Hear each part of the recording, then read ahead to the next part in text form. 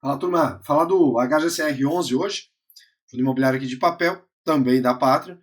E vamos dar uma olhadinha aqui na situação do fundo. Pintou aí um CRI que já estava desenhando que poderia dar problemas e de fato deu problemas, né? Já vamos entender a situação aí desse CRI, tá? Eu não vou ficar falando do panorama geral aqui, de abril e tal, porque não é o foco desse vídeo aqui, né? Que nós temos questão macro e tudo mais que a gestão está comentando, que nós temos alguns dados do fundo, que nós temos a reserva acumulada de 0,74, uma reserva bem significativa. Tem quem não goste, eu já gosto disso aqui, porque isso aqui te traz uma visão se aquele dividendo que vai sendo pago é possível manter ele ou não. Por exemplo, um fundo de papel nós temos aqui, foi pago 1,05 nesse mês, certo? Isso reflete aqui o pagamento de fevereiro, do IPCA de fevereiro. Estamos em maio, né? O relatório aqui é final de junho. Hoje eu tô final de maio. Hoje eu estou gravando o relatório início de junho, mas o relatório é do último dia de maio, tá? Então nós temos aqui uma inflação que foi paga em relação a fevereiro. Em março e abril a inflação já vem menor, o IPCA, tá? Então o que acontece? Teoricamente vai acontecer desse dividendo aqui vir menor. Entretanto, como eles têm esse 0,74, eles podem manter esse 1,05 aqui dentro.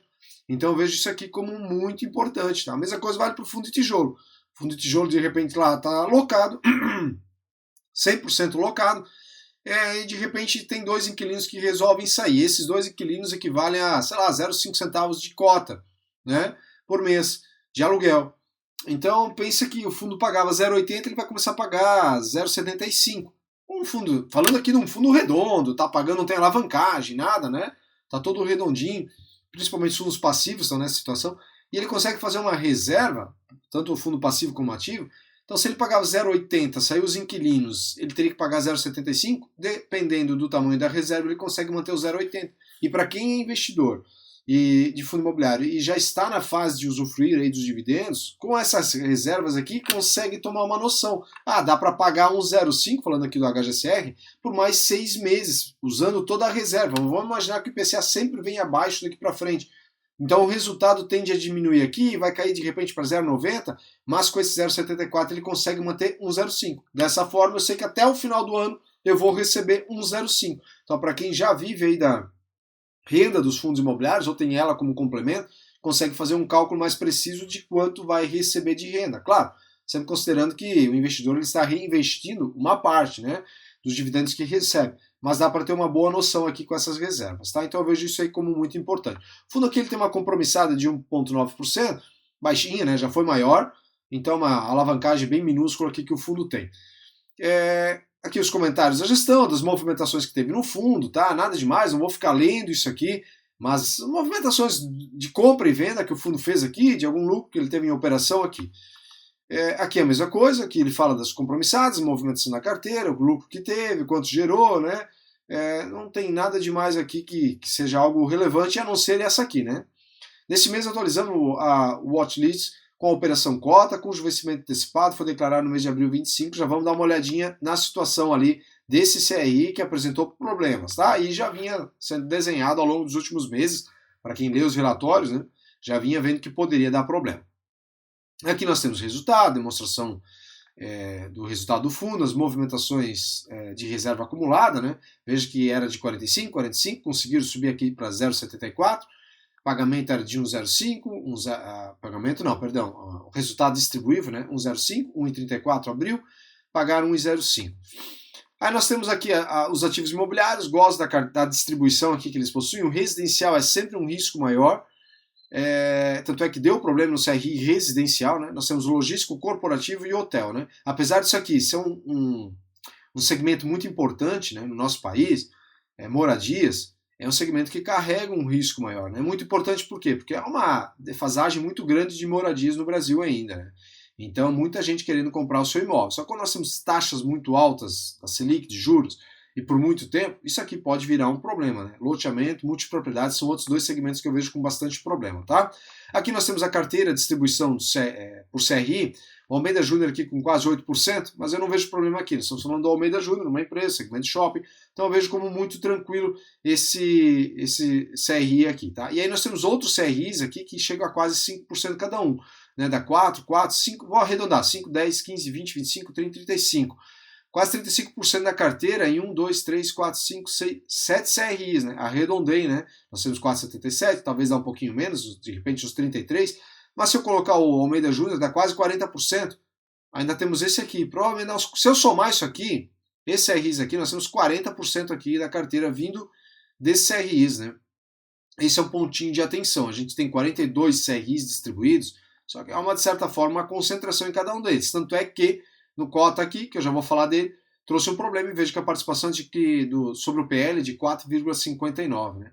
Distribuição de low to value aqui eu vejo como muito boa, tudo ok.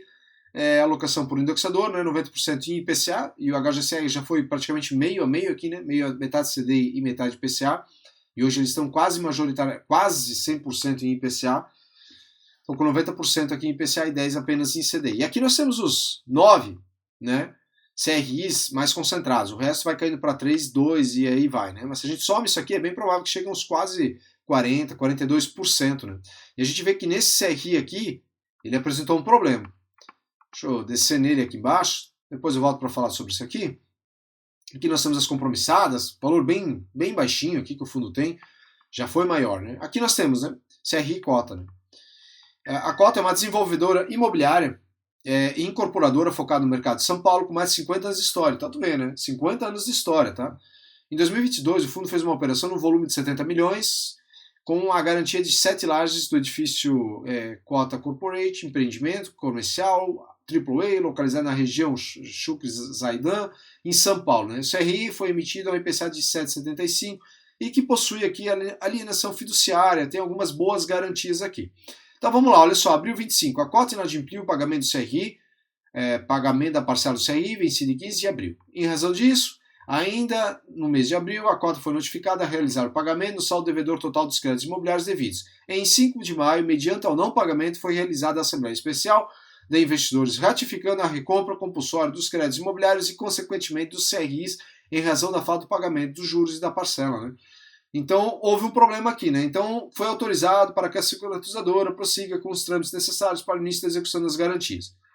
Então aqui, nesse momento, não tem nenhuma novidade, vai se correr atrás das garantias, que nós temos garantias dos imóveis aqui, só que percebe que isso aqui agora pode levar tempo. Nós estamos falando aqui de um patrimônio de quase 5% do PL. Ah, é baixo comparado aos 1,5 bi praticamente que o fundo tem? Pode até ser, mas estamos falando de 5% de resultado que não vai gerar resultado ao fundo.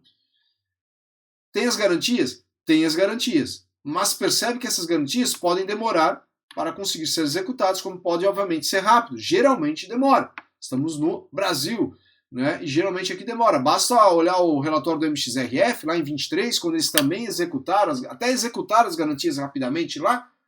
Só que o que aconteceu? Era um imóvel, a garantia era um imóvel comercial, de 2, 3 andares, um prédio comercial que era como garantia, o fundo executou o MXRF lá na época, passou mais de um ano e meio para vender aquele imóvel. Enquanto isso o imóvel ficou lá, né?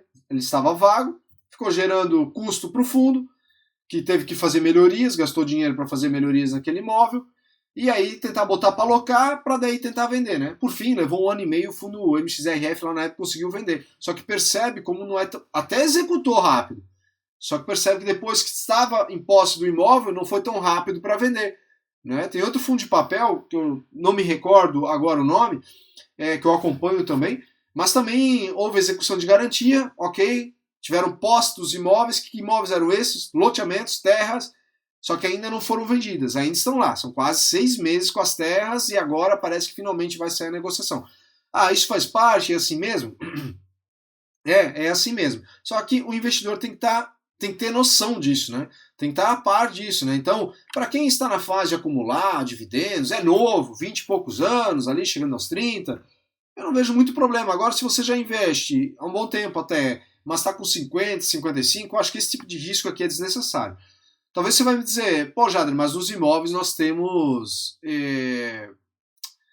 a vacância, né? O imóvel pode ficar vago, e, consequentemente, diminuir também o dividendo pago. É verdade. Né? Só que lá você tem um imóvel teu entre aspas, aqui, né? Está ali, é seu. Né? Aqui, essas garantias, primeiro, elas têm que ser executadas, para daí dizer, é do fundo. Se não for executada, vai um longo processo ali para conseguir executar. Pegamos os fiagros como exemplo, né, que possuem lá a garantia do imóvel. Não teve execução em alguns fiagros lá no setor do agronegócio e tudo mais. Por quê? Porque era a única fazenda, era o meio de ganha-pão lá daquele fazendeiro, então ele conseguiu na justiça para que não fosse executado, e aí renegociaram para pagar a dívida. Então cada caso é um caso. Claro que eu estou falando ali dos fiagros e tudo mais, mas não deixa de ser algo que estamos falando de crédito. Então a gente também precisa aqui analisar essa questão, né? Já no imóvel, por mais que eu sei que tenha vacância e o inquilino ele possa sair, vai sair, né? Se tem a vacância, ele saiu, eu tenho um imóvel e dependendo do imóvel, a locação é mais rápida, né? Basta olhar o relatório do HGLG que eu entreguei ontem, né? Tem um vídeo meu aqui falando do HGLG de ontem. Então dá uma olhadinha lá, a locação ela é rápida, né? A gente tá vendo o relatório do LVBI, que eu também vou gravar amanhã, falando do LVBI, que a vacância está chegando aos seus quase 15% de vacância no fundo, algo está em 10 e alguma coisinha hoje, mas pode chegar a 15 até outubro, é algo inimaginável no LVBI, né, que nunca passou de 5% de vacância. Entretanto, a gestão já trouxe lá que tem conversas muito avançadas que provavelmente, talvez no próximo relatório, nós temos aí já a alocação desses espaços vagos. Então percebe que não demora tanto assim se os imóveis foram bons, né? Já aqui, eu sei que quase 5% do PL não está gerando receita e que isso aqui vai demorar mais, porque, como eu disse, mesmo que execute a garantia aqui, vai continuar não gerando receita, pelo menos até executou as garantias e vender os imóveis, né? Então esse é o ponto de atenção. Estou dizendo que é ruim, etc. Não é isso. É que o fundo de papel é dívida, então tem que ter noção dessa questão. Depois o pessoal fica reclamando, pô, tá pagando menos dividendo, o que está acontecendo e tal, né? Vide os fundos lá da época do HCTR, DEVA, que são fundos de crédito, super arriscados, mas pagavam bons dividendos, e o pessoal comprando a 110, 130, 135, e aí hoje estão, alguns ainda se mantêm em posição lá, pé da vida, tá, mas não entendeu o que tinha por trás ali? Então esse é um pontinho de atenção, né? Que precisa ter nos fundos de crédito. Então assim, carteira aqui do HGCR ainda muito tranquila, só acho que poderia ser um pouco mais diversificada, diminuindo exposição ali em CRIs, ou aumentar a quantidade até de CRIs, e aí automaticamente diminui, né, a exposição que eles possuem nos atuais CRIs, mas quem sabe aí com novas emissões no futuro o fundo ele faça isso, né? E aqui por fim a gente vê a alocação em fundos de papéis, né? A gente vê aqui, em fundos, perdão, a gente vê aqui que eles tinham quase 15% do PL, né? Isso aqui também eu não gosto, né? Eu respeito aqui quem pensa diferente, mas eu não gosto. Penso que se é para investir em fundo imobiliário de papel e o fundo vai investir em outros fundos imobiliários, eu posso fazer isso, né? Eu não preciso que o fundo de papel faça isso aqui. Mas o fundo já diminuiu uma exposição bem significativa aqui, então já é um ponto positivo, tá? No mais, a carteira segue aqui do HGCR como bem tranquila.